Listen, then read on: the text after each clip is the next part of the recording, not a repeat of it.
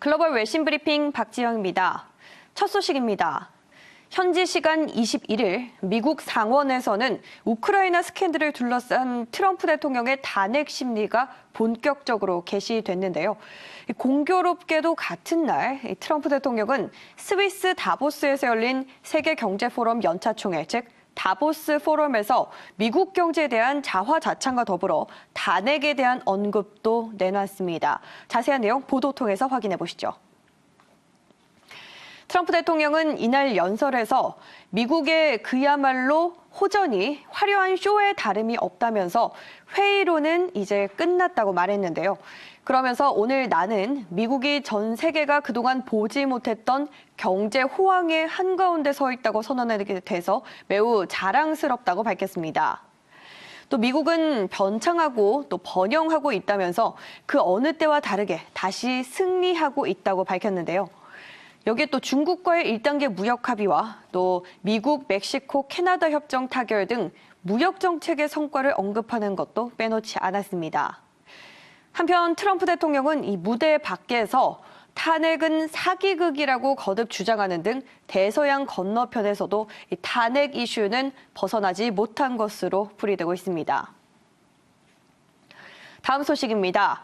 영국 상원이 유럽연합 탈퇴협정 법안 표결에서 정부에 또다시 패배를 안겼는데요. 뉴욕타임즈의 보도입니다.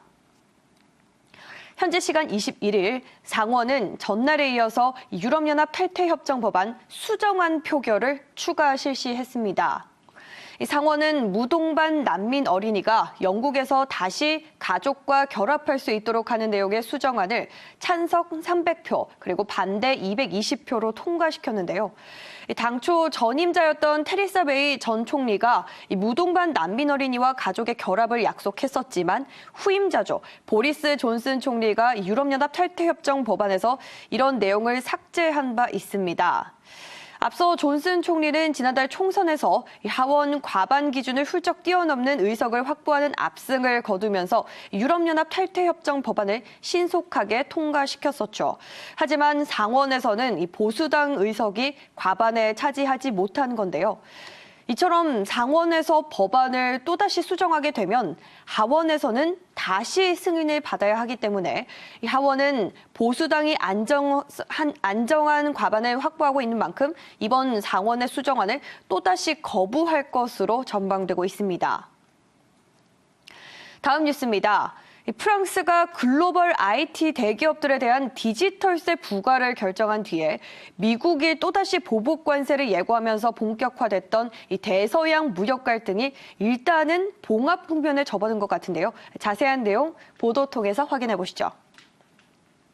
이 보복의 악순환으로 이어질 수 있었던 고율 관세를 1년간 유예하고 앞으로 협상을 진행하기로 하면서 미국과 유럽연합의 갈등은 한층 완화된 것으로 전해졌는데요.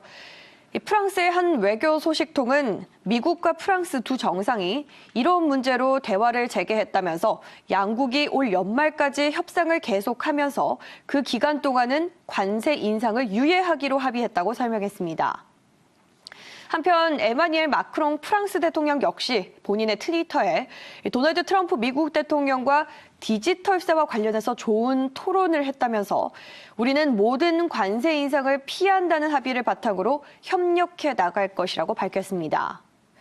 한편 이 보도에 따르면 양국이 합의한 관세 인상 보류는 프랑스의 디지털세에 대한 미국의 보복 관세, 그리고 프랑스를 비롯한 유럽연합의 재보복 관세인 것으로 전해졌는데요.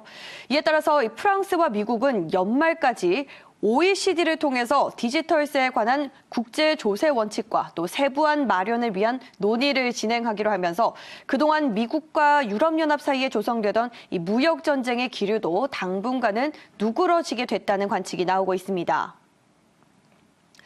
마지막 소식입니다.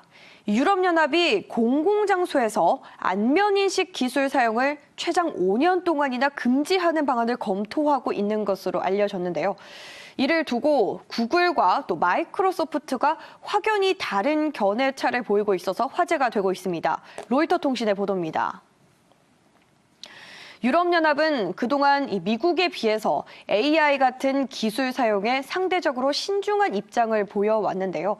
하지만 이 안면인식 기술의 경우 오용을 막기 위한 방편으로 공공장소에서의 적용을 최대 5년간 유예하는 방안을 검토 중인 것으로 알려졌습니다. 이에 대해서 먼저 순다르 피차이 구글 CEO는 현지 시간 20일 벨기에 브뤼셀에서 열린 컨퍼런스에서 안면인식 기술이 비도덕적인 용도로 악용될 수 있다는 점을 거론하면서 정부가 일찌감치 이 문제를 다뤄서 규제의 틀을 제공하는 것은 매우 중요하다고 주장했는데요. 그러면서 또 인공지능이 규제돼야 한다는 점에서는 의심의 여지가 없다고 분명히 밝혔습니다. 반면 이 브래드 스미스 마이크로소프트 사장은 유럽연합의 이 규제안을 두고 반대 입장을 분명히 했는데요. 이 스미스 사장은 수술용 메스가 필요한 일에 큰 시카를 들이대는 것과 비슷한 과민 반응이라고 주장하면서 먼저 문제점을 확인한 뒤에 규정을 만들어야 한다고 반박했습니다. 글로벌 외신 브리핑 1부에서 준비한 순서 여기까지입니다. 저는 잠시 후 2부에서 다시 찾아뵙겠습니다.